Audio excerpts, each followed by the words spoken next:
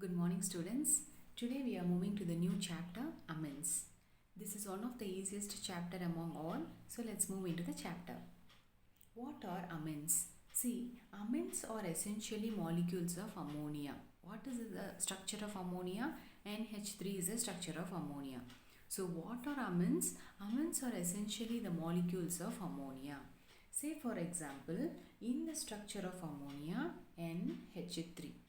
In NH3, if you replace one or more of the hydrogen atom with alkyl group, we will be getting amines. Okay, clear? So, amines are molecules of ammonia. You replace one or more hydrogen atom in ammonia by an alkyl group, we will be getting amines. Okay. Now, this is how amines are classified into primary amine, secondary amine and tertiary amine. As I discussed in the previous slide, that is, when I replace one hydrogen atom with the R group, that is alkyl group, I will be getting primary amine. When I replace two hydrogen atom with R group, I will be getting secondary amine. When I replace three hydrogen atom with alkyl group, I will be getting tertiary amine. So this is about the third slide. When you replace hydrogen atom, one hydrogen atom, it is primary, two, it is secondary. When you replace three hydrogen atom, we will be getting tertiary amines. And as per International Union of Pure and Applied Chemistry, how will we name the amines? Amines are named as alkanamines. They are named as alkanamines. It's difficult to pronounce. See, we know alkane. We know alkane very well, right? Just replace the last E with amine, then you have done with the IUPAC name of amines. Okay. So, amines are classified by the IUPAC classification as when E of alkane is replaced by amine, we will be getting alkanamine. Say for example, CH3NH2. What is the name of the structure? We know the structure of methane as CH4. I am going to remove one H and I am going to add NH2. Then it is called as methanamine. So what is the structure of methane? CH4. Replace the last E with amine group. So methane, remove E, add amine, methanamine. Okay. Now let me tell you some more examples. See, what is this structure? Just add the number of carbon atoms. 1, 2, 3. Methane, ethane, propane. Okay. Now one amine group is present. No children, NH2. So propane, remove E from propane and add amine. So what is the name of the structure? Propanamine. The name of the structure is propanamine. Now just add. Here you have one methyl group, CH3 methyl group is there. Then two carbon atoms are there. So ethyl group is there. So now what is this structure? Methyl ethanamine. Okay. In ethane I have removed E and replaced amine group. So this structure is called as N-methyl ethanamine. Okay. Now moving to the third structure, NCH3 twice. This should be a tertiary amine. By seeing the structure you are able to know. Now what is the structure? N-N-dimethyl. Methyl group, how many is present here? 3 methyl group is present, but I have divided in such a way such that N-N-dimethyl. What is the remaining methyl group? In 3 methyl group I have named 2, remaining is 1. So 2N-N-dimethyl, then what is remaining? 1. So methanamine. Okay. Dimethyl methanamine. Clear. Now moving to the last structure.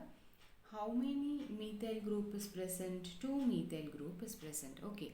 So N-N-dimethyl. And what is this structure? 2 carbon atoms. So it should be ethane. So it should be N-N-dimethyl ethane. But amine is attached. So dimethyl ethanamine. Okay children. So the important aspect is from the alkane group, whether it is methane, ethane, propane or butane, remove E and replace them with amine group. Okay children, this is how we need to name them. Next is preparation of amines. So we have seen what are amines. They are molecules of ammonia, and when you replace hydrogen atom of ammonia by alkyl group, accordingly they are classified into primary, secondary and tertiary. How to name them? Remove E from the alkene group, replace it with amine. That's it. Then coming to the preparation of amines. So for the first way to prepare amine is reduction of nitro compounds. What I should add? I should reduce the nitro compounds. How will I reduce? I should add H plus. Okay, I should add H plus ions such that my nitro compounds are reduced to give me amines. Now let us see the example. I have nitrobenzene. I have a benzene ring in which a nitro group is attached. I have nitrobenzene. When nitrobenzene is reduced, how will I reduce? I should pass hydrogen gas to it. So it is reduced by passing hydrogen gas in the presence of concentrated HCl and finally divided nickel or platinum or palladium, then I will be getting amine. Okay, so what did I tell you? I should reduce nitro compound. Reduction is nothing but addition of hydrogen. So when I add hydrogen, O2 is removed and H2 has come into play. So I have got a primary amine. So the first step or the first way by which amines are prepared is reduction of nitro compounds by passing hydrogen gas in the presence of HCl, nickel or platinum or palladium. We will be getting amines. Okay, clear. Second way is ammonialysis of alkyl halides. Hope you all remember about haloalkanes. So we need to bring alkyl halides here and we have to do ammonialysis. Ammonialysis, always the term lysis indicates breaking up. Okay. Now let us see the steps. I have an alkyl halide. Okay, R is nothing but alkyl group, X is nothing but our halogen group. I have alkyl halide. I have added ammonia. Now what happens? This ammonia undergoes lysis. It undergoes breakdown. When it breaks down, what happens? There is a formation of an unstable complex, that is RNH3S. Together you write the reactants to form an intermediate with the sign. As we all know, halogens carry negative charge, NH3 is plus. Now after the formation of this intermediate complex, there is a removal or I'm adding OH minus. So what happens? A water molecule will be removed and RNH2 is produced, that is primary amine is produced. What is the first way to prepare primary amine? Reduction of nitro compounds. What is the second way? Ammonialysis. What is the second way? Ammonialysis. For that what I have to take? Alkyl halide. I have to take alkyl halide. I have to add ammonia to it. Now what happens? There is a collision between these two reactant molecule and there is a formation of an intermediate complex with the X minus and NH3 plus. Then you add OH minus ion such that one water molecule is removed and I will be getting my amine. Now the primary amine which is obtained in this step, the one which is produced by means of ammonialysis, this is going to act like a nucleophile. We know already what is a nucleophile. Nucleophile, that is nucleus loving. Electrophile, electron loving. So now this primary amine is going to behave like a nucleophile. Means it want to react. No, it is becoming, it is a hyperreactive fellow. Now you need to quench its thirst, whether it is deficient in nucleus or whether it is deficient in electron. We need to know and then we need to supply that in order to quench it. So now this acts as a nucleophile. So what it will do, it will further react with an alkyl halide. As a result, it can form a secondary amine or tertiary amine or quaternary amine. Now this is a reactive fellow. He is a overreactive fellow because he is having a negative charge. It's a nucleophile. So this primary amine is reacting with another alkyl halide, say for example RX. What you got here? Secondary amine R2NH. Now this further reacts with one more alkyl halide, say RX. As a result, what is formed? Tertiary amines are formed, that is R3N is formed. Further reacts with one alkyl halide to form quaternary ammonium salts. Okay. So ammonialysis of alkyl halides, you will be getting primary amines, but that acts as a nucleophile, so it starts reacting with the alkyl halides, giving rise to secondary, tertiary and quaternary ammonium salts. Okay. Now the third way is reduction of nitriles. Okay.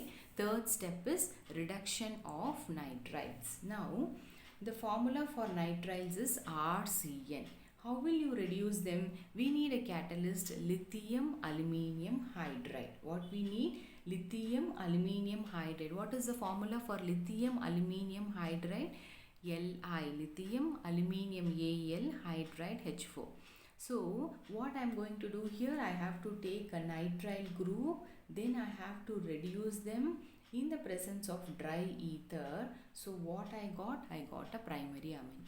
So the third way by which amines are produced is reduction of nitrile. So we have seen two reduction. First is reduction of nitro compounds, reduction of nitriles, then ammonylysis. Okay, we have seen three. So for the reduction of nitriles, we need lithium aluminium hydride as a catalyst and we need dry ether so that primary amines are produced. Okay. Now, third reduction is reduction of amides. So we can easily remember the preparation of amines, reduction of nitro compounds, then reduction of nitriles, then reduction of amides, then ammonylysis. Now what is reduction of amides? You know the formula of amides as RC double bond O NH2. Now these amides should be reduced in the presence of lithium aluminium hydride. As a result, I got primary amine. That's it. Clear? Then fifth reaction by which amines are produced is Hofmann bromamide degradation reaction. What is this reaction? Hofmann bromamide degradation reaction. Now let us move into Hofmann bromamide reaction. Here primary amines will be produced. How primary amines are produced by this step? You need to take amide group, that is R C double bond O NH2. I have taken an amide group, and this amide group in the presence of alcoholic KOH or NaOH. It's a bromamide reaction, so I need bromide. So what happens? You need to treat amide in an aqueous KOH or NaOH in the presence of bromide, so you will be getting primary amine. This primary amine will be containing one carbon less than the what is this amide present in the reaction. It should have one carbon less than the amide which is present in the reactant. Say for example, it is a primary amide where R C double bond O NH2 is present. Remove one H, so I have got an amide. Okay. Now this is an important naming reaction. So what is this reaction called? Hofmann bromamide degradation reaction. Okay. Till now, what are the steps we have seen under the preparation of amines? We have seen reduction of nitro compounds, reduction of nitriles, then reduction of amides, then ammonylysis of alkyl halides, then we have seen Hofmann bromamide degradation reaction. So how Hofmann bromamide reaction leads to the production of amine? You need to treat your amide in the presence of alcoholic or NaOH, alcoholic KOH or NaOH in the presence of bromine, so you will be getting amines. But the amines produced by Hofmann bromamide reaction will be having one carbon atom less than that of reactant. Now, so we have seen what are amines, we have seen their classification, we have seen how to prepare amines. So our next step is what are the properties, physical properties of amines. See, whenever I talk about chemical properties, I'll be involving all the chemical reaction where metals, reaction with acids, alcohols, everything comes into play. But I'm going to deal with physical property. So what is the color, what about the boiling point, what about the melting point, how reactive it is. So all these properties will be discussed under physical properties of amines. So the lower amines, aliphatic amines are gases and they have fishy odor. So lower aliphatic amines, they are fishy in odor, and when you look into their property, they will be existing in the form of gases. Now primary amines with 3 or more carbon atom or liquid. Okay, say for example propanamine, butanamine. Okay, they are amines with 2 to 3 carbon atoms. Okay, so how do they exist? They exist in the form of liquid. And when you move to amines having more than 3, 4, 5, 6 carbon atom, they will be existing as solids. How they will exist? They will exist as solids. Now look into aniline and aryl amines. They are colorless. But when they will become colored, when you expose them to atmosphere, they undergo oxidation with atmospheric oxygen. As a result, they become colored. So what are the physical properties? Primary amines or gases, they have fishy odor. 2 to 3 carbon atoms, they are liquids, and more than that we are calling them, they are going to exist in the form of solids. And they are colorless, that is aniline and aryl amines are colorless. Upon atmospheric oxidation they become colored. Now lower aliphatic amines are soluble in water because they can form hydrogen bonds with water molecule. But as the number of carbon atom increases, as the molecular mass increases, the solubility decreases. Okay, so lower aliphatic amines are soluble in water, but this solubility gradually decreases as the mass of amines increases, the molecular mass increases. Now when you look into boiling point of amines are comparatively lesser than that of alcohols. They are lesser than that of alcohols. So these are the physical properties.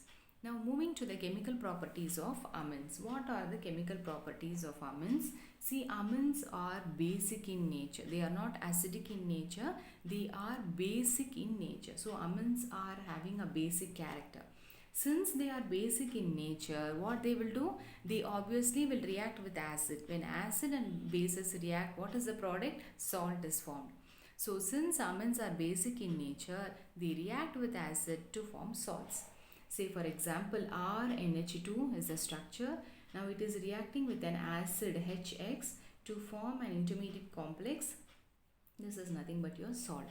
Say for example, I have taken aniline. Aniline is reacting with the acid HCl. As a result, I will be getting anilinium chloride. What is the structure called, children? I have drawn a benzene structure, NH3 plus Cl minus. This is anilinium chloride. Now, what is the basic strength in aliphatic amines and aromatic amines? When you look into aliphatic amines, they are stronger than ammonia due to plus I effect. What is this plus I effect? It is nothing but positive inductive effect. What is positive inductive effect? Transmission of charges. Okay, transmission of charges, that is, say for example, transmission of unpaired electrons between the molecules. Say for example, there is a group which can be an electron donating or it can be electron accepting group. When that particular group is added to a molecule, then its charge is subsequently added to the carbon atoms. So what I mean to say, transmission of unpaired charges to the molecules such that a permanent dipole is created, which happens with the sigma bond, while pi bond is having electromeric effect. I think I can cite the example of ethyl chloride, which we have studied in class 11, CH3, CH2, Cl, where Cl minus is more electronegative. So what happens to CH3? It becomes more electropositive. You remember that delta plus plus and this is delta minus. So this is how the positive and negative inductive effect happens. So aliphatic amines are stronger than ammonia. Why? Due to positive inductive effect. And aromatic amines are less basic than ammonia. Why? Due to the negative inductive effect of aryl group. Okay, this is due to negative inductive effect of aryl group. While aliphatic amines stronger than ammonia, positive inductive effect. Aromatic amines less basic than ammonia. Why? Because they have negative inductive effect. This is because of aryl group present in it. Now what is the role of the structure? Since we have talked about positive inductive effect and negative inductive effect, due to positive inductive effect, tertiary amine should be stronger than secondary. Secondary should be stronger than primary. This is how the order. Okay. So because of this positive inductive effect, your tertiary is stronger than secondary. Secondary is stronger than primary. Okay. Now what about the solvation capacity? Primary amine has greater solvation than secondary, and secondary has greater solvation than tertiary. Let me show you the order. This is the actual order of solvation capacity and the stronger capacity. Okay, how much they are stronger, and how about the second one is about the solvation capacity. And the last point, which this is from the second slide only.